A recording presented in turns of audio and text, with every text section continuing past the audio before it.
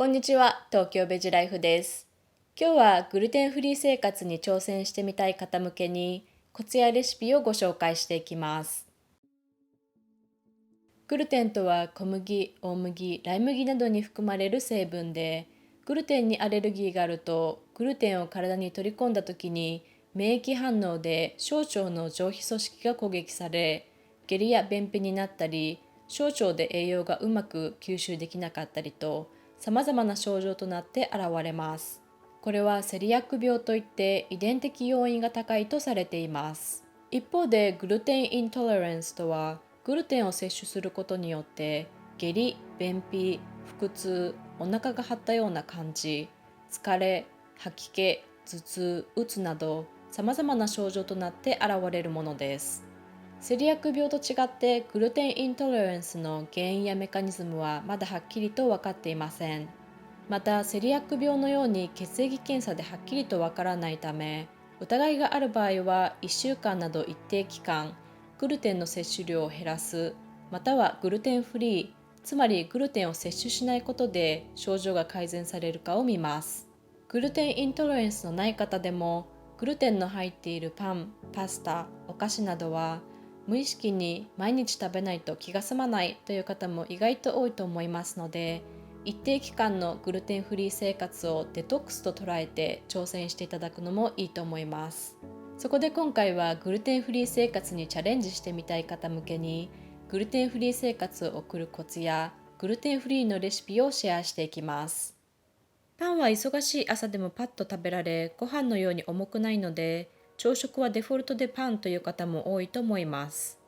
そんな朝食をグルテンフリーにするには、米粉でできたパンという選択肢もありますが、なかなか手に入りづらいということもありますので、おすすめなのはオーツ麦がベースとなっているグラノーラやオートミールです。オーツは麦ですがグルテンフリー。以前の腸活生活でもご紹介しましたが、グラノーラはお家で簡単に作れ、シードやドライフルーツが入って栄養価が高く、ヨーグルトと合わせれば腸活促進にもなります。グルテンが含まれる食べ物といえばパンやパスタ、欧米の食事の主食です。なので一番手軽にストレスなくグルテンフリー生活を送りたいと思ったら、イタリアン、フレンチ、アメリカンなどを避け、和食や中華、タイ料理、韓国料理などのお米が主食のアジア食にするのがおすすめ。グルテンフリーといっても炭水化物フリー、つまり主食フリーではありませんので、食物繊維がたっぷりな玄米などしっかりと穀物は摂るようにしましょう。甘いものが食べたくなった時、ついつい洋菓子を選びがちですが、ケーキやクッキー、菓子パンにはグルテンが入っています。グルテンフリーのお菓子を作るのもいいですが、手間はかかるので、おすすめなのは和菓子をチョイスすること。あんこは糖質が多いので避けるという方も多いと思いますが、逆に言えば甘いので少量でも満足感を得ることができます。これからの暑い季節にさっぱりと食べられるのが寒天たっぷりのあんみつ。寒天は水 500cc に対して 8g ほどの粉末または糸寒天を煮て溶かし、冷蔵庫で冷やし固めるだけです。フルーツを盛り付け、あんこの量を抑えながらお好みで黒蜜などをかければヘルシーでグルテンフリーのおやつになります。その他以前ご紹介したドライフルーツとナッツ、シンプルなふかし芋、チアシードプディングもグルテンフリーだけではなくヘルシーにいただけるデザートです。より満足感のあるデザートには、食べたくなったらすぐに作れる抹茶チョコプディングを。作り方はアボカド1個、バナナ1個、無糖ココアパウダー大さじ3、抹茶小さじ1をブレンダーにかけるだけ。お好みでメープルシロップや甘酒をトッピングして召し上がれ。最近はグルテンフリーの食材が多く販売されていますので、それらを活用するのもおすすめです。以前ご紹介した豆腐そうめん風はいろいろなお料理に使うことができる万能麺です。ラーメンが食べたくなった時に豆腐麺を使うのもいいですね。概要欄にレシピのリンクを貼っておくので、ぜひチェックしてみてください。餃子も米粉の餃子の皮を使うだけでグルテンフリーにできます。今回は玄米ベースのパスタを使ったレシピをご紹介します。お米がベースなので和風のきのこ入りたらこ風パスタに仕上げていきます。作り方はとても簡単。お好みのきのこは適当な大きさに切ります。おから1/4カップほど、オイル大さじ1、今回はバター風味のココナッツオイルを使いました。ひまわりの種、ココナッツ、ミントなどを発酵させたオイルで、本当にバターのような香りがします。醤油小さじ1、醤油は普通にスーパーなどで売られているものは小麦が入っていますので、グルテンフリー生活で和食をよく作ろうと思っている方は、グルテンフリーの醤油を買ってみてもいいかもしれません。すべてを耐熱容器で合わせたら、電子レンジで2分半ほど加熱します。味を見て必要に応じて塩で味を調整してください。パッケージに記載通りパスタを茹でたら、ソースと絡めて海苔をトッピングすれば出来上がり。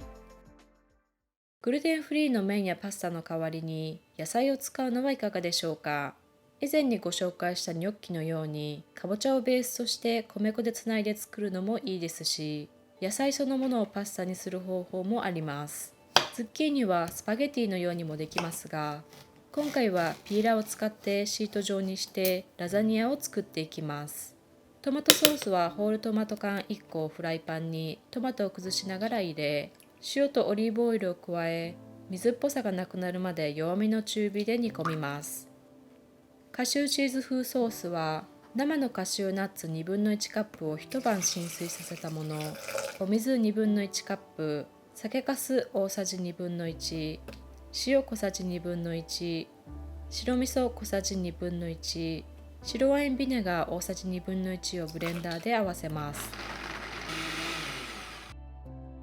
カシューグリーンソースは、生のカシューナッツ1カップを一晩浸水させたもの、水切りした木綿豆腐小パック、酒粕大さじ1、ニンニク1かけ、白味噌小さじ1/2、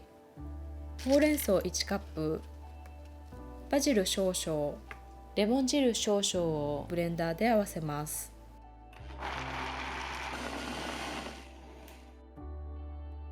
トマトソース、ズッキーニ、カシューグリーンソース、カシューチーズ風ソースの順番に重ねていき、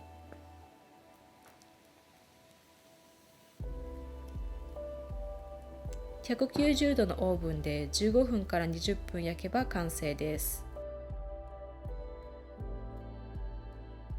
うどんが食べたくなったらフォーで代用してもいいですが、今回はスパイラライザーという簡単に野菜を麺のようにカットすることができる器具を使って大根を麺状にしていきます。このスパイラライザーはアメリカ在住の友人に買ってきてもらったもので、とても使いやすいので、アメリカに旅行に行く機会があればぜひ探してみてください。おつゆには乾燥昆布と乾燥しいたけを水に入れ、数時間から一晩冷蔵庫に置いておいたお出汁を使います。お出汁 1.5 カップに塩麹小さじ1を入れ、ひと煮立ちさせておきます。スパイラライザーを使ってカットした大根を沸騰したお湯で程よい硬さになるまで湯がき、温かいおつゆを入れたら生湯葉とペースト状にした梅をトッピングして出来上がり。